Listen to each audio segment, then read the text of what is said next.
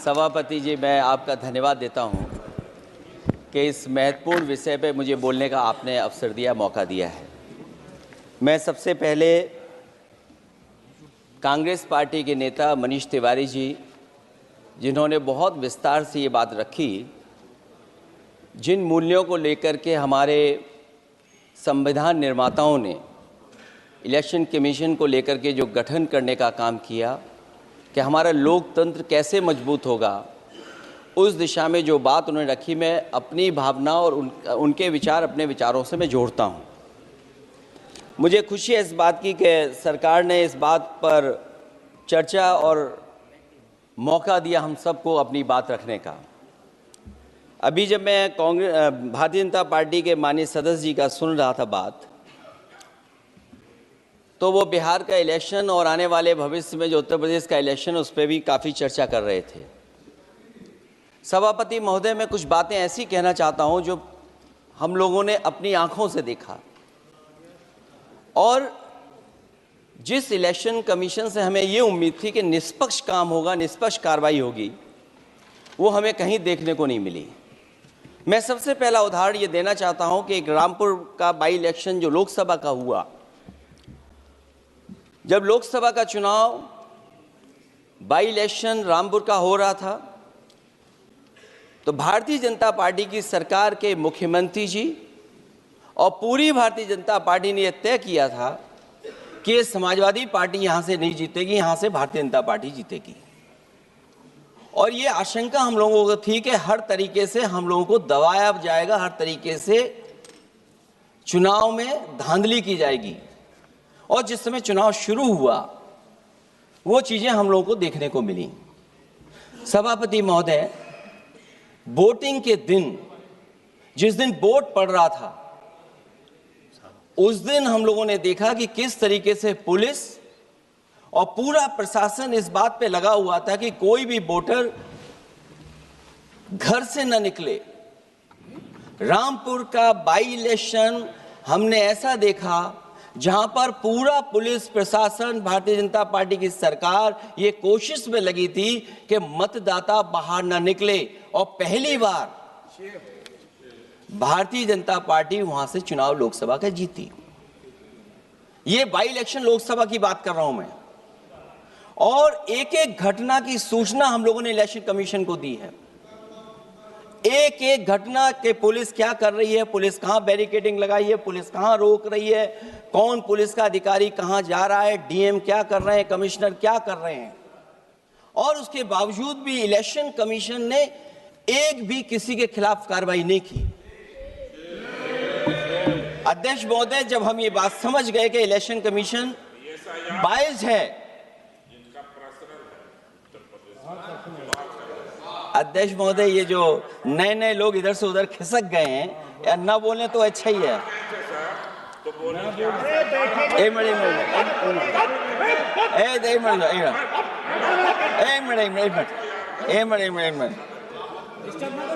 अध्यक्ष महोदय, पर अध्यक्ष महोदय, मेरा ये आग्रह है, ये अध्यक्ष महोदय ये कुछ जानते नहीं है। अध्यक्ष महोदय, माननीय सदस्य कुछ जानते नहीं है, ये ना पढ़े लिखे हैं ना कुछ जानकारी रखते हैं। ये मैं ये कह रहा हूं, मैं ये बात इसलिए कह रहा हूं, ये अनपढ़ इसलिए हैं। अध्यक्ष महोदय, मैं ये बात इसलिए कह रहा हूं कि जो जो घटनाएं मैं बता रहा हूं, मैंने एक एक घटना इलेक्शन कमीशन को टैग किया है, एक एक वीडियो इलेक्शन कमीशन को दिया है, एक एक पत्र लिखा है इलेक्शन कमीशन को। अगर एक भी कार्रवाई की हो तो मुझे बता दें, अगर ये जानते हो। और दूसरा, मैं अध्यक्ष महोदय, मैं दूसरा बताना चाहता हूं आपको। अध्यक्ष महोदय, चुनाव जीते जाते हैं, हारे जाते हैं। कभी कोई चुनाव जीतता है, कभी कोई चुनाव जीतता है। एक समय था जब हम लोग कांग्रेस पार्टी से लड़ते थे, और एक समय आ गया कि जब हम आपसे लड़ रहे हैं। चुनाव कभी ये जीतते हैं, कभी वो जीतते हैं, कभी मैं जीतता हूं। एक समय था अध्यक्ष महोदय, मैं 5 लोकसभा का सांसद था यहां। इस बार हम लोग भारतीय जनता पार्टी को दूसरे नंबर करके सबसे 1 नंबर पे समाजवादी पार्टी आई। और अध्यक्ष महोदय, ये जहां से आपने कम्युनल पॉलिटिक्स शुरू की थी, जहां से आपने कम्युनल माहौल बनाया था देश में, उस अयोध्या से अगर कोई जीता है तो हमारे समाजवादी पार्टी के अवधेश जी जीत करके आए हैं। ये चुनाव जीते जाते हैं, हारे जाते हैं, लेकिन जिस संस्था की जिम्मेदारी निष्पक्ष रहना, वो आखिरकार संस्था निष्पक्ष क्यों नहीं है, सवाल ये है। और सवाल मैं यहां से उठाता हूं बाई इलेक्शन का। मैं 3 बाई इलेक्शन का उदाहरण देना चाहता हूं आपसे अध्यक्ष महोदय। नहीं, बाई इलेक्शन पर चर्चा नहीं हो रही। नहीं, मैं नहीं, जब तक आप अध्यक्ष महोदय चीज जानोगे नहीं, अगर मैं एग्जांपल नहीं दूंगा कि इलेक्शन कमीशन क्या कर रहा है, तो अब मैं रिफॉर्म क्या मांग करूंगा। अध्यक्ष महोदय, जब तक मैं घटना नहीं बताऊंगा, मैं पहला बाई इलेक्शन बताना चाहता हूं। ओके, मानिए आपका नंबर आएगा। अगर आप रिफॉर्म पे बात कर रहे हैं तो आपको घटनाएं क्या हुई वो बात तो करनी पड़ेगी। अध्यक्ष महोदय, मैं बाई इलेक्शन मिल्कीपुर की बात करना चाहता हूं। बाई इलेक्शन मिल्कीपुर जो अयोध्या क्षेत्र में आता है। इलेक्शन कमीशन को हम लोगों ने शिकायतें की, यहां धांधली होने जा रही है, चुनाव को हराया जाएगा। वहां की सरकार ने मिलकर के किस अधिकारी को पोस्ट करना है, किसको प्रिसाइडिंग ऑफिसर बनाना है, और हम लोगों ने रंगे हाथ पकड़ा लोगों को। एक व्यक्ति को पकड़ा, वो 6 वोट के डाल के आ रहे थे। एक व्यक्ति को पकड़ा जो दूसरी विधानसभा से थे। एक मंत्री जी भाग गए जो हजारों लोगों को लेकर के उस विधानसभा में आए हुए थे। तो ये बातें मैं इसलिए बता रहा हूं कि अगर हमें रिफॉर्म करना है तो रिफॉर्म तभी संभव है जब हमारा इलेक्शन कमीशन निष्पक्ष होगा। इसलिए अध्यक्ष महोदय, मैं कांग्रेस पार्टी के सुझाव से सहमत हूं कि पहला सुझाव उन्होंने दिया है, और हम समाजवादी पार्टी के लोग भी ये मानते हैं कि जो इलेक्शन कमीशन के अपॉइंटमेंट का जो तरीका है वो तरीका बदला जाए। वो कम से कम ऐसा हो, पारदर्शी हो, निष्पक्ष हो, दिखे कि हमारी भी कुछ भागीदारी है। क्योंकि जो व्यवस्था पहले थी उस व्यवस्था को अगर बदलने का काम किसी ने किया तो भारतीय जनता पार्टी ने किया है। इस व्यवस्था को बदलने का जो सुझाव कांग्रेस पार्टी की तरफ से है उस सुझाव से हम सहमत हैं। दूसरा सुझाव जो कांग्रेस पार्टी ने दिया है, थोड़े दिनों बाद सुधार आया है कांग्रेस में, इसके लिए हम उनको धन्यवाद और बधाई देते हैं। उन्होंने कहा, और अध्यक्ष महोदय मेरा भी सुझाव है कि इलेक्शन बैलेट पेपर से होना चाहिए। और इसलिए होना चाहिए कि बहुत प्रश्न लग रहे हैं, बहुत उंगली उठ रही है। इलेक्ट्रॉनिक चीजों पे बहुत सवाल खड़े हो रहे हैं, और केवल भारत के अंदर लोकतंत्र में नहीं, दुनिया के लोकतंत्र में। और ये जो लोग कुछ कह रहे हैं इलेक्ट्रॉनिक की बात और टेक्नोलॉजी की बात कर रहे हैं, मैं उनसे कहना चाहता हूं कि भारत और जर्मनी की तुलना कर लें, भारत और अमेरिका की तुलना कर लें, भारत की और जापान की तुलना कर लें, हम कहां खड़े हैं। अगर वो संपन्न देश जो टेक्नोलॉजी में हमसे कई गुना आगे हैं, अगर वो स्वीकार नहीं कर रहे ईवीएम, तो आखिरकार हम ईवीएम को क्यों स्वीकार कर रहे हैं। अगर उन देशों में लोकतंत्र है और बैलेट से वोट पड़ रहा है, तो यहाँ पर भी बैलेट से वोट पड़ना चाहिए। और जो मेरी जानकारी जहाँ तक पहुँचती और जानकारी है मुझे, वो जानकारी ये कहती है कि जर्मनी में अगर आप ईवीएम से वोट डालेंगे तो वो अनकॉन्स्टिट्यूशनल माना जाएगा। सोचो, जर्मनी जैसा देश बैलेट पेपर से वोट डलवा रहा है, तो आखिर भारत जैसा देश हम बैलेट पे क्यों नहीं जा रहे हैं। जो रिफॉर्म की बात आई है, सबसे पहला सवाल यही है कि रिफॉर्म का मतलब क्या होता है। जब कोई चीज अपने मूल रूप स्वरूप में होती है तो उसे फॉर्म कहते हैं। जो वो मूल फॉर्म को खो बैठती है तो डिफॉर्म हो जाती है, और फिर उसी मूल फॉर्म में ले जाने का जो प्रयास होता है वो रिफॉर्म कहलाया जाता है। अध्यक्ष महोदय, सवाल ये भी है कि रिफॉर्म की जरूरत क्यों पड़ी, हमारी चुनावी प्रक्रिया खराब क्यों हुई, उसे खराब किसने किया। किसी भी चीज के खराब होने के 2 कारण होते हैं। एक ये कि उसे बाहरी लोगों ने खराब किया, और एक ये कि उसके अंदर से ही किसी ने खराब किया या किसी ने अपने स्वार्थ के लिए करवाया। तो अध्यक्ष महोदय, आज ये अजीब हालत है कि बाहर से ज्यादा चुनावी प्रक्रिया अंदर से खराब हुई है। और ये उदाहरण इसलिए मैं देना चाहता था बाई इलेक्शंस के और लोकसभा के इलेक्शन का, क्योंकि जिस तरह की शिकायतें की गई थी अध्यक्ष महोदय, एक भी शिकायत पे कार्रवाई नहीं हुई। एक और मैं उदाहरण देना चाहता हूं फर्रुखाबाद का चुनाव लोकसभा का, हालांकि और लोकसभा के चुनाव को मैं नहीं कहूंगा, लेकिन फर्रुखाबाद का लोकसभा का चुनाव जो पिछली बार 2024 में बड़े करीब से मैंने देखा। वहां के जिलाधिकारी, वहां का पुलिस का प्रशासन पूरे दिन लाठी चलाता रहा और कभी लाइट जाती थी, कभी लाइट आती थी। जब हम लोगों ने जानकारी करने की कोशिश की कि आखिरकार क्यों हो रहा है, तो पता लगा कि उन्हें रिजल्ट बदलना है। तो उत्तर प्रदेश का इस तरह एक रिजल्ट नहीं बदला गया, कई जगह रिजल्ट बदला गया। हम इलेक्शन कमीशन के सामने खड़े रह गए कि इलेक्शन कमीशन को बताते रहे कि धांधली हो रही है, लेकिन इलेक्शन कमीशन ने कोई सुनवाई नहीं की।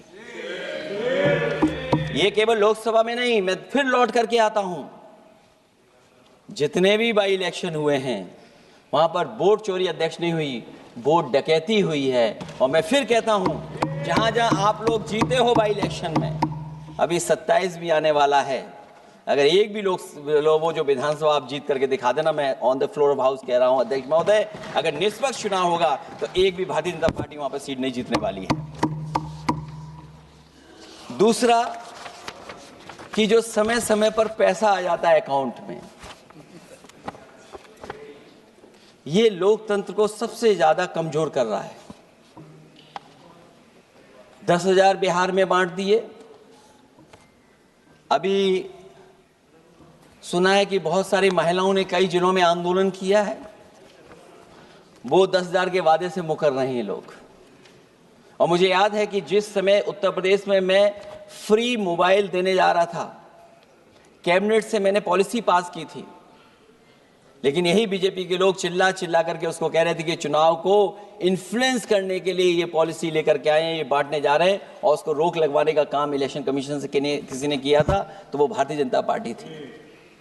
तो एक तरफ तो अपना पैसा दे रहे हैं आप, दूसरी तरफ कोई जनता के लिए अगर कोई पॉलिसी लेकर के आ रहा है उसको रोकना चाहते हैं। ये भेदभाव अगर किसी ने देखा है तो हम लोगों ने देखा है। फिर तीसरा, हम चाहते हैं कि मीडिया का जो रोल है चुनाव में, कुछ बात हम लोगों को समझ में नहीं आती।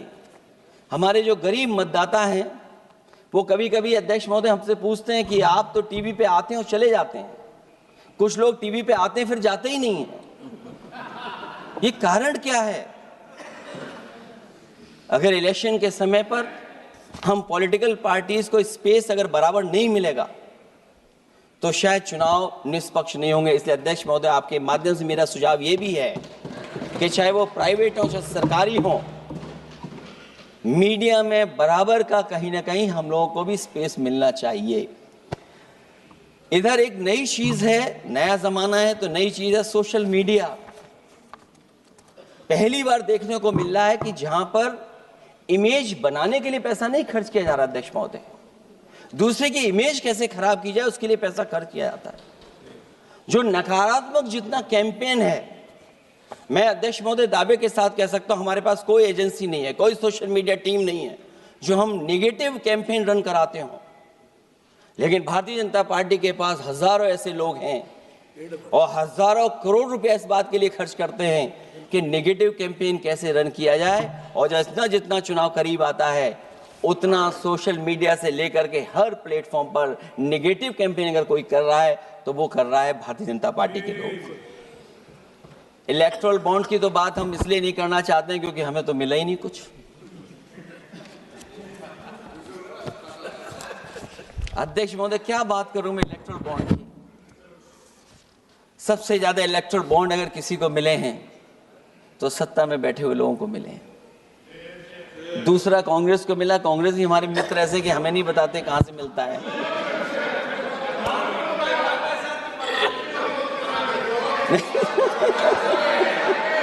अध्यक्ष महोदय, सबसे ज्यादा चुनावी खर्चा इनके पास, दूसरा खर्चा इनके पास, हम लोगों का भी तो कोई ख्याल रखे अध्यक्ष महोदय, वो आप बता देना। तो ये जो इलेक्ट्रॉन बॉन्ड वाला जो खेल है अध्यक्ष महोदय, ये तो दिखाई देने वाला खेल है। उसमें सोचिए कहां हम लोग टिकेंगे, कहां रीजनल पार्टीज टिकेंगी। इसलिए अगर ये तरीका चुनाव होगा, खर्चा कैसे कम हो, इस पे भी इलेक्शन कमीशन को सोचना चाहिए कि ये खर्चा कैसे कम किया जाए। जहां तक एसआईआर की बात है, जो एसआईआर यूपी में चल रही है, अभी तक 10 लोगों की जान जा चुकी है। बीएलओ जो गांव-गांव जाने की और गली-गली जाने के लिए जिनको काम मिला है, उसमें लगभग 10 लोगों की जान जा चुकी है। 9 लोगों की हमारे पास सूची है। मुरादाबाद में बीएलओ सर्वेश सिंह ने फांसी लगा ली। उन पर काम का बोझ था। 29 नवंबर में बिजनौर में बीएलओ शोभा रानी को हार्ट अटैक हो गया। 29 नवंबर देवरिया लेखपाल आशीष कुमार ड्यूटी के दौरान तबीयत बिगड़ी और फिर उनके बाद मृत्यु हो गई। फतेहपुर में लेखपाल सुधीर कुमार ने शादी के एक दिन पहले फांसी लगा ली। और इस परिवार से तो मैं खुद मिला था जाकर के। अध्यक्ष महोदय, जब परिवार के लोगों से बातचीत हुई तो उन्हें ये बताया उन्होंने कि इतना काम का बोझ था उनके ऊपर, अधिकारी इतना दबाव बना रहे थे कि वो क्या करते। और जो इलेक्शन कमीशन ने अध्यक्ष महोदय कहा कि हम ट्रेनिंग देंगे बीएलओ को, मैं ये दावा कर सकता हूं कि उत्तर प्रदेश के बहुत कम बीएलओ को ट्रेनिंग मिली होगी। और यहां मैं कह सकता हूं कि एक भी बीएलओ को ट्रेनिंग नहीं दी गई जो देनी चाहिए थी। और जो बीएलओ लगाए गए हैं उनका पूरा परिवार लगा हुआ है कि कैसे भी अपने बीएलओ जो परिवार के सदस्य हैं उनकी मदद पहुंचाएं। महिला है वो फॉर्म नहीं भर सकती, कई बार उसके परिवार के सदस्य लगे हुए हैं कि कैसे फॉर्म भरवाएं हम उनका।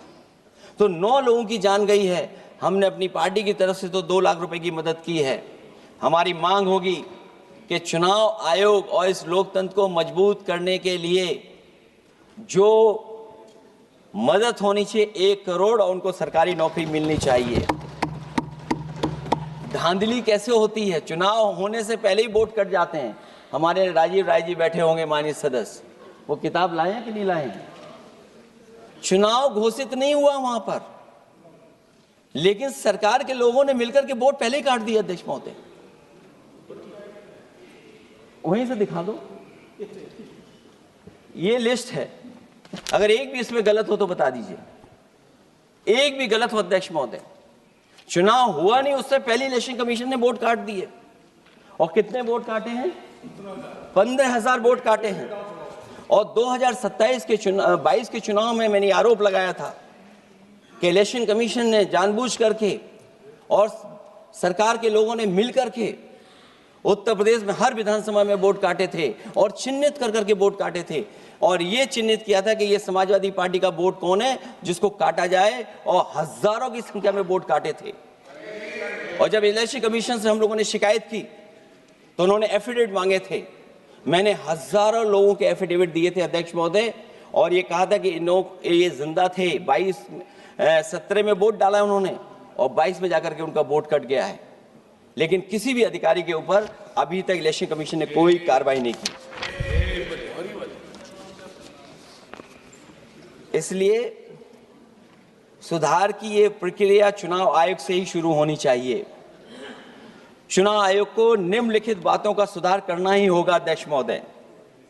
चंडीगढ़ में कैमरे के सामने की चोरी पर, बंदूक तानकर वोटरों को वोट डालने से रोकने पर, उपचुनाव में चुन चुनकर के अधिकारी पोस्ट करने पर, जीतने के बाद भी सर्टिफिकेट बदल देने पर, चुनाव आयोग को हमारे द्वारा दिए गए हजारों एफिडेविट्स प्राप्त न होने की झूठी बात पर, जबकि हमारे पास जमा करने की रसीद है, वॉशिंग मशीन फार्मूले पर जिसमें एक दिन पहले का भ्रष्टाचारी अगले दिन भद्राचारी हो जाता है और ऊंचे पद पर बैठा दिया जाता है, सत्ताधारियों के पैसे बांटने पर पकड़े जाने पर, सिद्धांतहीन राजनीति पर भी होना चाहिए, चुन चुनकर पीडीए के वोट काटने पर भी होना चाहिए, नकली वोटर से वोट डलवाने पर भी, नकली आधार कार्ड बनाकर चुनावी खेल करने पर, एक वोटर के द्वारा कोई वोट डालने पर, चुनाव के दौरान योजना चलाकर घूस देने पर। और अध्यक्ष महोदय, मैं ये जरूर कहना चाहूंगा कि जब 1 नेशन 1 इलेक्शन की बात हो रही है और अभी सत्ता पक्ष के माननीय सदस्य ने कहा कि वो एक वोटर लिस्ट भी करा देंगे, ये बात मैं कह दूं अध्यक्ष महोदय, उन्होंने ये कहा कि 1 नेशन 1 इलेक्शन तो होगा ही होगा, लेकिन एक वोटर लिस्ट भी एक होगी। हमें उम्मीद है कि वोटर लिस्ट एक होगी और वोटर कार्ड ऐसा बने। अभी तक तो हम आधार कार्ड के लिए मांग करते थे। देश के प्रधानमंत्री जी कहते हैं कि हम तो कई समस्याओं का समाधान कर चुके हैं। सेल्फ एफिडेविट, सेल्फ अटेस्टेड अगर आप दे देंगे डेट ऑफ बर्थ तो हम स्वीकार कर लेंगे।